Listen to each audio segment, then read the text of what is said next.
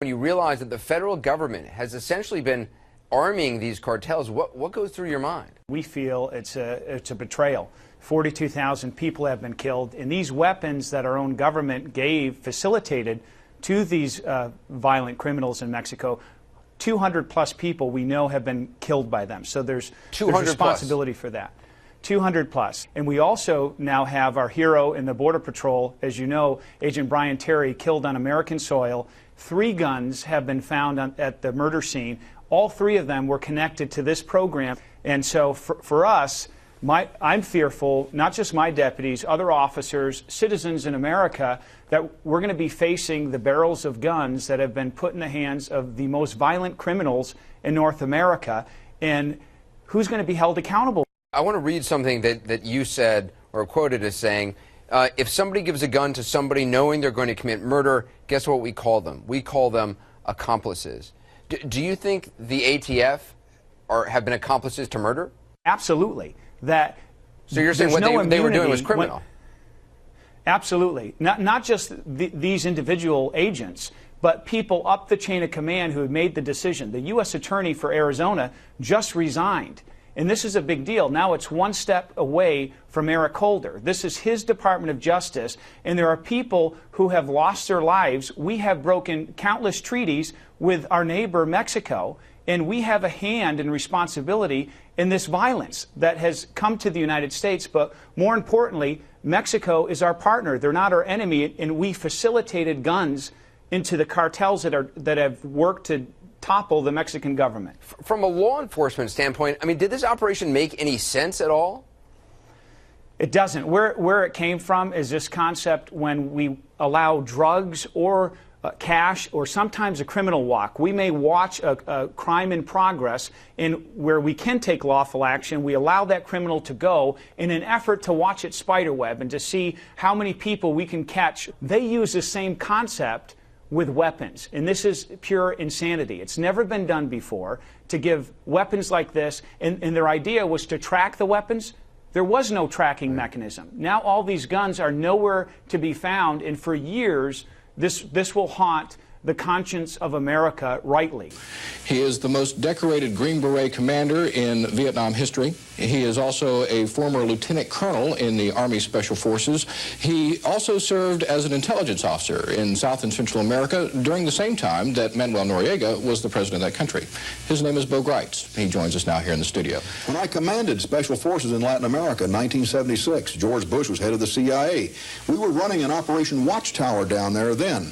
The United States Army had low-level navigation radios from Bogota, Colombia, Turbo, Colombia, and Albrook Army Airfield. CIA contract aircraft at night flying below 500 feet would push them underneath the radar mask, and it was deadly. That's why we had to have the radio towers, came through the Darien Mountains, and they were carrying cocaine. They made more than one flight a night. Manuel Noriega was the CIA's front man. They received the cocaine on an Army airfield where there was no customs. The money was laundered in the banks in Panama, and the cocaine flooded into the United States. Feel that the government itself may have been running drugs. The head of the DEA at the time, Robert Bonner, said that a ton of pure cocaine worth hundreds of millions of dollars had been smuggled into the United States. And he blamed the CIA, saying the agency had joined the Venezuelan National Guard in drug smuggling. Let me understand what you're saying. A ton of cocaine was smuggled into the United States of America by the Venezuelan National Guard? Well, in cooperation with the CIA? That's exactly what appears to have happened. Bonner said he was the only one who could have approved transportation of illegal narcotics such as cocaine, and that this shipment had entered the country without his authorization. Let me put it this way, Mike. If this has not been approved by DEA or an appropriate law enforcement authority in the United States, then it's illegal. It's called drug trafficking. It's called drug smuggling. The book is called The Big White Lie. Its author says that for decades the CIA has protected some of the world's biggest drug dealers, all supposedly in the interest of promoting democracy. Author Michael Levine was an undercover agent for the Drug Enforcement Agency for 25 years. You may also remember his 1990 best-selling book called The Drug War, The Deep Cover. Nice to have you back here. If this is true, the premise is so disturbing. I want to make sure that I understand it correctly, that our government, the U.S. government, particularly the CIA and the Pentagon, have supported and protected international drug barons in the name of fighting communism. Well, that's the pretext. Let me put it very succinctly. What I'm saying is that while working undercover between the years of 1978 and 1982, posing as a mafia drug baron, half Hispanic, half Italian, I witnessed firsthand the CIA commit high treason. I witnessed the sellout of the war on drugs. 1978, let me put it into historic context. 1978, the demand for cocaine and later crack was skyrocketing. The need for a supply, a steady supply, the South Americans could not keep up with that demand, and what they needed, in essence, was the General Motors of cocaine. Well, in Bolivia, then supplying up to 90% of the world's coca base, that General Motors of cocaine began to form. That General Motors of cocaine was comprised of escaped Nazi fugitives, Nazi war criminals like Klaus Barbie, Argentine mass murderers, gangsters from all over Europe, and drug dealers.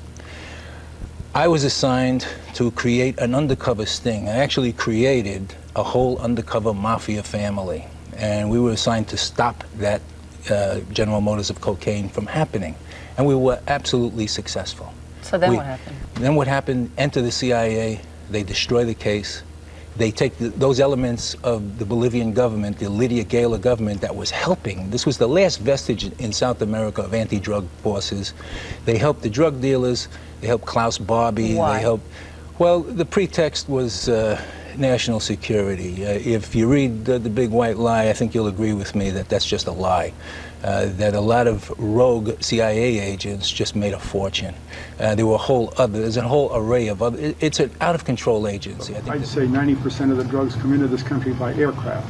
Now, we spend billions of dollars to have an impregnable air defense system.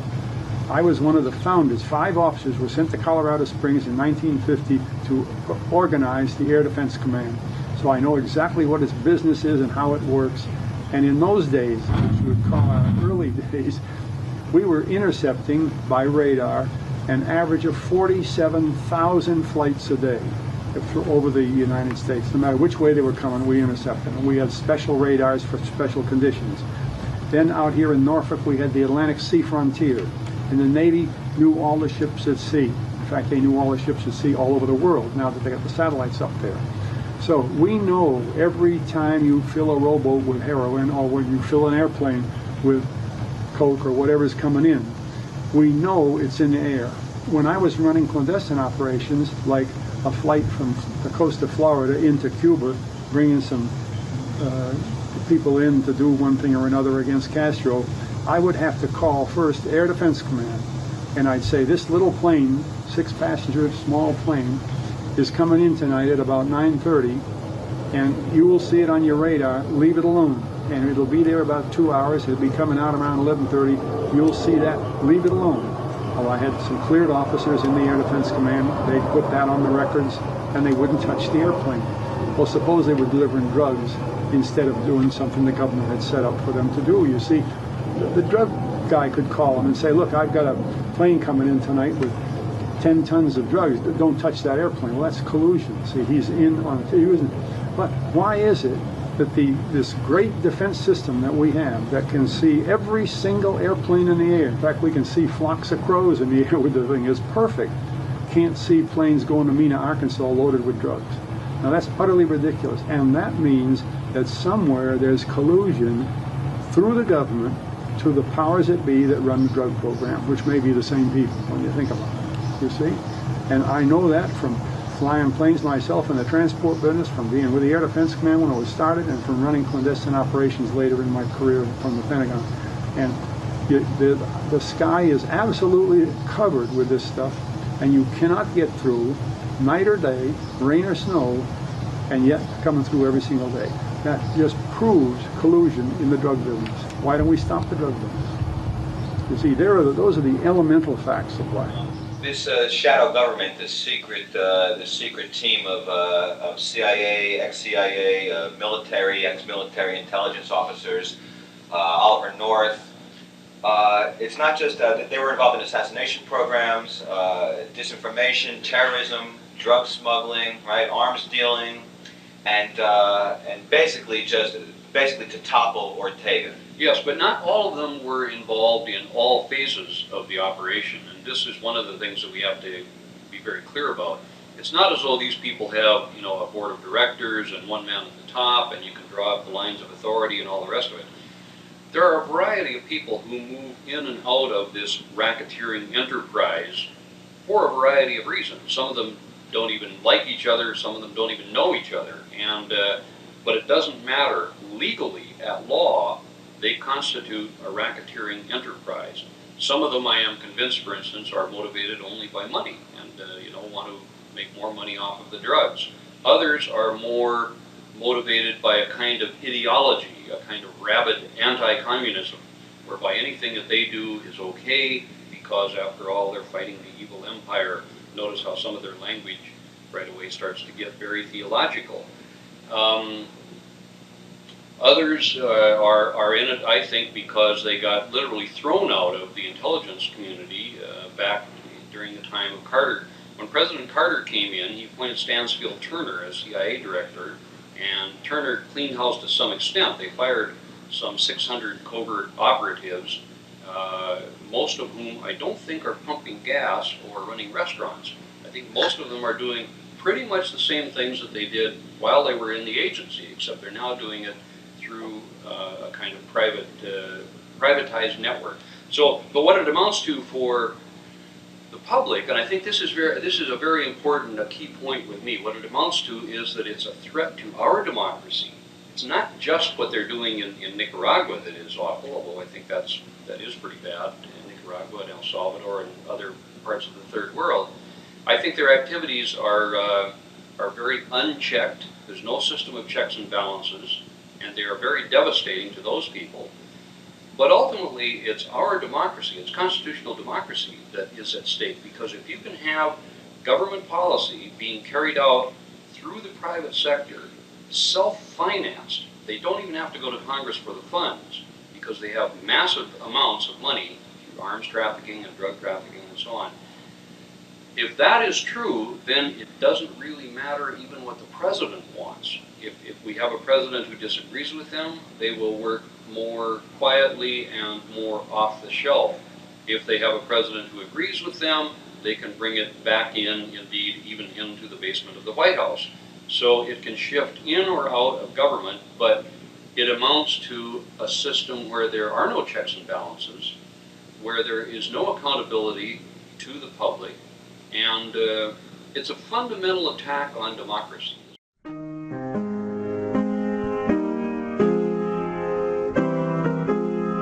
Really fascinating story, Monica. Thank you. Well, joining me now is the author of that article in Bloomberg Markets Magazine, Michael Smith. He's on the phone right now from Santiago, Chile. And Michael, thanks for joining us. And, you know, reading about Wachovia's involvement in this, why was it a target of these Mexican drug cartels? Well, I don't know if Wachovia itself was a target. It's more the currency exchange houses which were banked by Wachovia. And it's a very vulnerable industry, and it was open to corruption, and they got in there and found a bank willing to move money for them around the world, wherever they needed to move money. And what happened at Wachovia? I mean, why did their anti-money laundering efforts fail here? Well, if you look at the deferred prosecution agreement, you'll see that they understaffed their compliance department, which was in charge of overseeing and watching over all this money for suspicious transactions. But more importantly, there was a conflict between the people who ran the business and the people who were supposed to watch over for suspicious activity, there were several warnings by the compliance people they had on staff that these cartels were using the bank to launder money, and they were basically vetoed by the people who ran the businesses. But why was that? What do you mean conflict? Well, because the people that were running this business, which is called correspondent banking, in other words, handling all these transfers and charging fees, they're compensated for volumes of business. I see. Okay. And so when the compliance people said, hey, you should close these accounts, we were suspicious, my impression was that they were thinking more about their bonuses and not really thinking hard about what was going on. Right. They were thinking that they were going to make a lot of money, though, out of the transfer of this cash. Exactly. Michael, could any bank, though, in the U.S. here, couldn't any bank be susceptible to this? Yes, all banks are susceptible, and all banks have massive, any big, reputable bank has a significant compliance department. Sometimes hundreds of people who are paid to watch over these transactions for suspicious activity. But, the drug dealers are very clever, and they keep finding ways to circumvent those systems and to play around with the vulnerabilities inside any bank. Okay, Michael, we'll have to leave it there, but great to talk with you, and a really fascinating article. That was Bloomberg Markets Magazine senior writer Michael Smith, and you can see more of that story in the latest market. It's not about justice, it's not about agenda, it's not about mobilizing people, it's about dialing for corporate dollars. These two parties have sold the U.S. government and the American people to the highest bidders. I will tell you, Director Deutsch, as a former Los Angeles police narcotics detective, that the agency has dealt drugs throughout this country for a long time.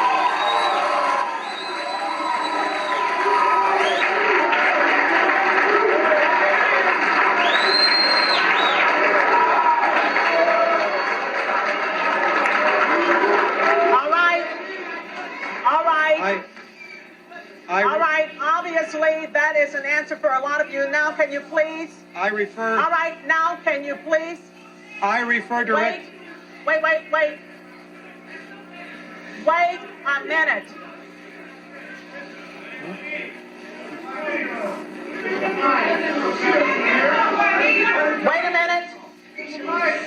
a minute here.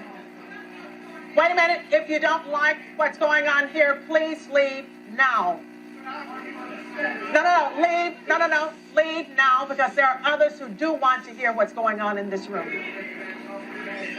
Will you please take your seats? I will come back to you as we roll back across to the center section.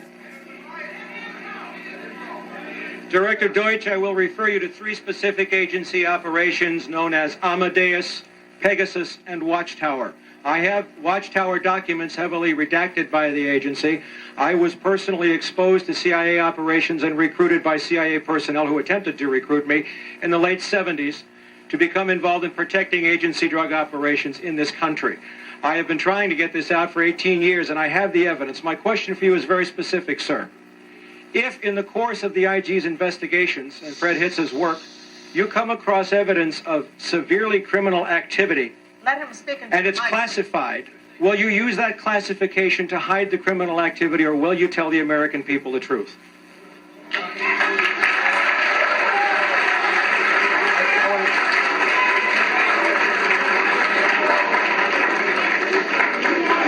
All right, you want to hear the response first from Congressman Julian Dixon and then from the director. Wait a minute. I'm sorry, sir. I will allow the director to speak first and then Congressman Julian Dixon. If you have information about CIA illegal activity in drugs, you should immediately bring that information to wherever you want, but let me suggest 3 places. The Los Angeles Police Department,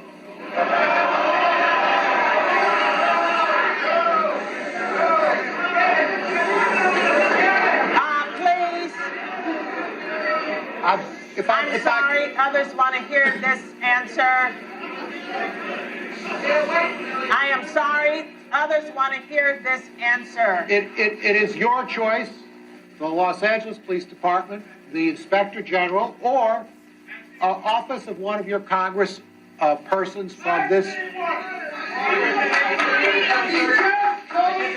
years ago, sir, and I got shot at for it. Wait a minute, sir. Wait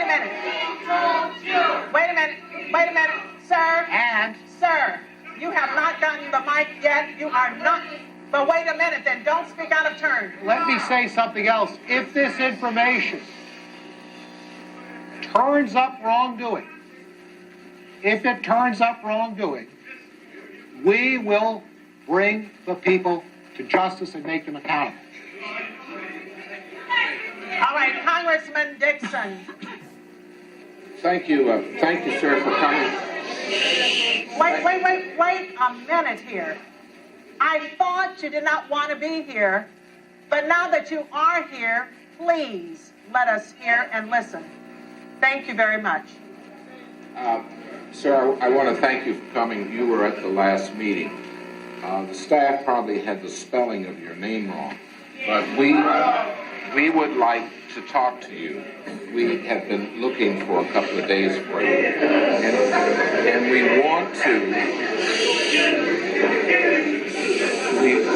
want to make sure that you contact the committee, because obviously you have some valuable information.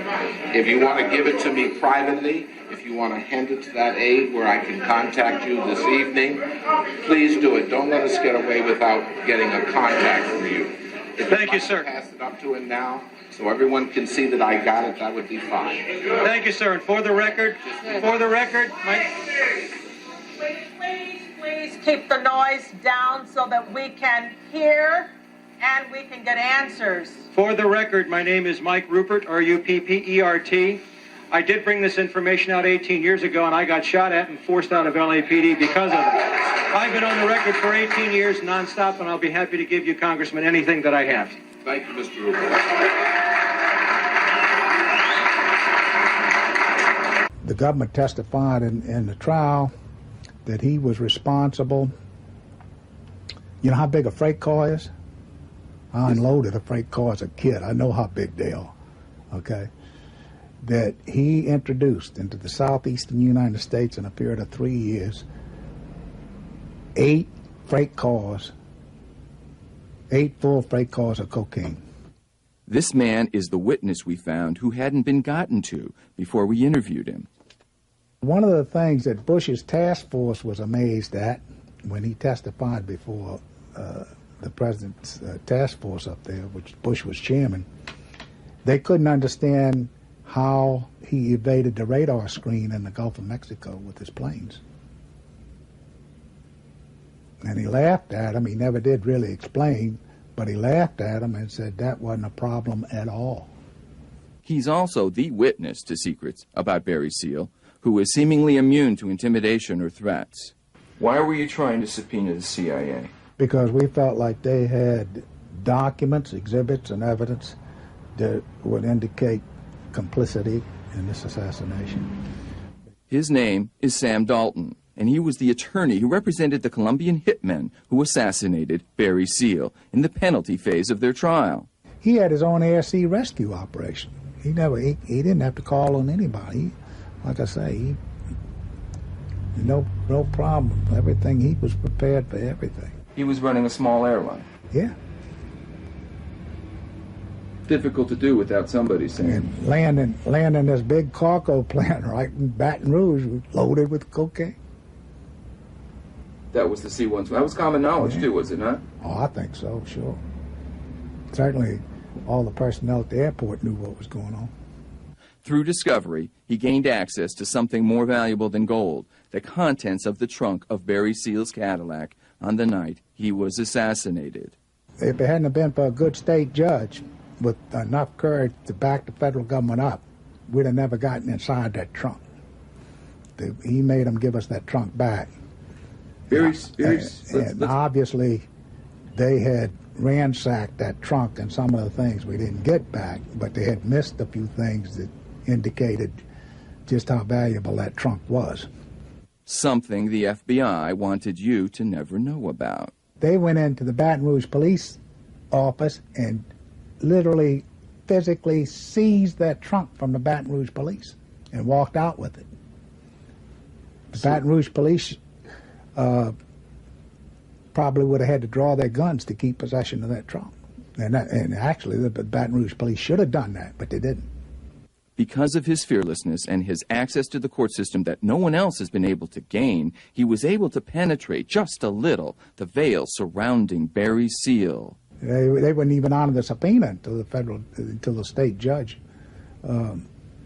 really backed them up and threatened to hold them in contempt.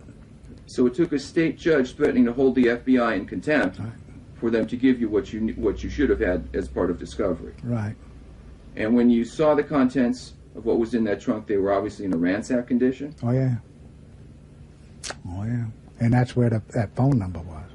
Well, the only thing I can conclude is because they were talking to each other very seriously over probably what was a secured phone number, a secured phone. And Barry Seals was in direct contact with Bush. What you're about to hear now may shock you. It did me. Barry Seals was delivering arms and money to the Contras. And one of the things that really turned us on about that premise was Barry Seals' ability to buy a surplus minesweeper from the government. Now, wait a minute. Barry Seal, a drug smuggler, bought a minesweeper from the government? It was formerly named the Stock, and the name was changed to the Conda. And he was delivering money to a naval architect to refurbish it for use. How did you find out about the minesweeper? Well, my investigation led me to a transcript of the IRS. So we just felt like that was too close to the federal government to be done in that fashion without the federal government knowing full well and having plans of its own for the Contras and the use of that minesweeper in connection with the Contras. When the jurors were done listening to him, some of them even wanted to reverse their verdict. We started the penalty phase like 3 o'clock in the evening, and we knocked off about 6:30, I think. And during that time, I presented government in its three-piece suits and ties to the jury. And that presentation with 3 government witnesses was so powerful that the next morning when we came to court, the judge called us into his chambers and said he had 2 notes from 2 different jurors wanting to change their verdict on the guilt phase to not guilty. Who were these government witnesses that came forward to talk about Barry Seal? One of them was Lieutenant Thompson of the state police, describing how the government complicity with Barry Seals, and when he caught Barry Seals red-handed after all of this, after Barry Seals had been sentenced in Florida, and he caught Barry Seals still smuggling, caught him red-handed at the dock, and the DEA and the CIA showed up and told the state police to butt out and took over the operation. So a wily old New Orleans lawyer pierced a massive government conspiracy to smuggle drugs into this country. Barry Seals wasn't told to cooperate with the DEA officer. The DEA officer was told to cooperate with Barry Seals. And if you'll read that IRS transcript, you'll realize that he was running the DEA operation in Miami, Florida. He was flying out of Florida with DEA money, millions of dollars, hundreds of thousands of dollars, of which the DEA has never accounted for. Nobody knows what happened to it. And he was flying that money out on his own, with his own airplane, and doing his own thing at all these times. Barry Seal was not just a casual part of our nation's covert intelligence. He was right underneath Oliver North. He helped direct it. When government involves itself in activities like the CIA and start subverting natural events in the natural course of history, that's where government itself becomes the criminal. If you had the job of hiding every General Motors factory and every Chevrolet dealership and General Motors dealership in the country, could you hide all of that? Unless it was in plain sight? No, of course not. So this whole thing is hiding in plain sight, isn't it? Yeah, sure it is. Absolutely. If you want to, I'll tell you something else. You want a scandal in this country? Investigate retired DEA agents. Investigate their net worth and put it all together. If the American people don't make its government start behaving soon, we're going to reach the point of no return. The U.S. has agreed to drop charges against a former Mexican defense minister. Defense Secretary General Salvador Cienfuegos was arrested last month at LAX, charged with drug trafficking and money laundering. Prosecutors say he was helping a drug cartel from 2012 to 2018 when he was defense secretary. Cienfuegos led Mexico's army for 6 years under ex-president Enrique Peña Nieto. Attorney General William Barr said the Justice Department will drop its case so Cienfuegos may be investigated and, if appropriate, charged under Mexican law. Good evening. He's always been larger than life, and tonight the spotlight is on Rob Ford like never before. His admission is stunning on so many levels: that he's used crack, a highly addictive drug, while running Canada's largest city, that he's admitting it now after denying it for months, and that he doesn't remember much about the night that infamous video was shot because he was in what he calls one of his drunken stupors. Our coverage begins with Jennifer Tryon in Toronto. Jen? Well, Donna, reporters here have become so accustomed to Rob Ford dodging questions about crack cocaine use that today came as a real stunner. You should step aside. The mayor told reporters to ask him the question. You asked me a couple questions, and what were those questions? Do you smoke crack cocaine? Exactly. Yes, I have smoked crack cocaine. On the line with us is our old buddy, Dr. Justin Frank, an MD. He's a psychoanalyst. He's a clinical professor at the Department of Psychiatry and Behavioral Sciences at George Washington University. He's the author of Obama on the Couch, Bush on the Couch, and now Trump on the Couch. His Twitter handle is Justin Frank MD. Dr. Frank, welcome back. Hi. Nice to be back, Tom. I want to run something by you and with apologies that we didn't get this to you before you came on so you could prepare for it or think about it. But I know you think fast on your feet, and I really want to. I hope so. Yeah. Radio station CJAD has a great host. His name is Dave Kaufman. And Dave did an interview with a celebrity and a comedian who used to work on The Apprentice with Donald Trump. His name is Noel Casler. And sure. I want to play you about a minute clip. It's a little more than a minute of Dave Casler in this interview describing his experience of working with Donald Trump, and use that as the thing to set this conversation, if that's all right with you. So, sure. So here it is. This is Noel Casler. I told him the real deal about Trump that people didn't know. He was an open drug addict. Everyone knew it. None of this stuff was a secret. You know, that he was doing coke on shows 20 years ago when we'd do, you know, the VH1 Fashion Awards, and I used to do the beauty pageants with him in the 90s. You know, he was an open drug user, open sexual assaulter, and this stuff was just kind of accepted. And it's not this you is the heard host, this Mr. firsthand. It's Kaufman. you saw this with your own eyes. Absolutely. That's when most of the drug use occurred on The Apprentice, when he had to read cue cards. He'd get really nervous, so he'd go in the bathroom, crush up Adderall. He'd come back to set. There'd be white chunks flying out of his nose, white powder under his nose. He's doing the same thing as a candidate and as a president. You know, it gives him a feeling of being in control. But he's clearly an addict. If you know anything about addiction, untreated addiction as a president is the worst thing you could have. So, yeah, he was obviously high that night. It was that was the same person we saw in The Apprentice. And I remember watching that and like, yep, he's high. And it was probably wasn't just Adderall. You know, he did coke, he did meth, he had drug dealers coming to the after parties selling it to him. Adderall is his maintenance high. It's what he does during the day. When he gets down to Mar-a-Lago and these other places, he gets into it a little harder. He also uses benzodiazepine, Valium and stuff to come down when he hits it hard. So when you see him slurring and stuff, that's from the benzos. So, he goes on, and it's a pretty shocking interview, and he also talks about, being witness to Trump sexually assaulting people. While President Biden and his family were celebrating July 4th on the Truman balcony, behind the scenes, the Secret Service was investigating the shocking discovery of cocaine just steps from the Oval Office. How this got into the White House and who brought it in, all of those questions still lingering.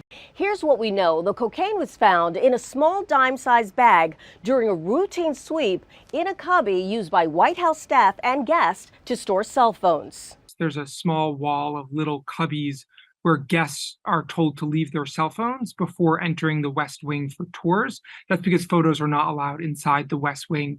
A field test by the D.C. Fire Department confirmed it was cocaine. We have a yellow bar stating cocaine